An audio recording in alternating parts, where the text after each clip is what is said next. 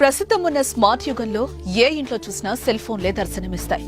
రోజంతా cell phone వాడి ఇంట్లో ఛార్జింగ్ చేస్తాం. ఏ ఇంట్లోకి వెళ్లినా స్విచ్ బోర్డ్ కు సెల్ ఫోన్ ఛార్జర్లే దర్శనమిస్తాయి. అలా స్విచ్ బోర్డ్ కు సెల్ ఫోన్ ఛార్జర్లు వదిలేసే అలవాటు చాలా మందికి ఉంటుంది కదా. కానీ అలా స్విచ్ బోర్డ్ కు సెల్ ఫోన్ ఛార్జర్ ఉంటే ఎంత ప్రమాదమో తెలుసా? తాజాగా స్విచ్ బోర్డ్ కు వేలాడే ఛార్జర్ కేబుల్ ను నోట్లో పెట్టుకుని అభంశుభం తెలియని ఓ పసిపాప కన్నుమూసిన ఘటన నిర్మల్ జిల్లాలో జరిగింది.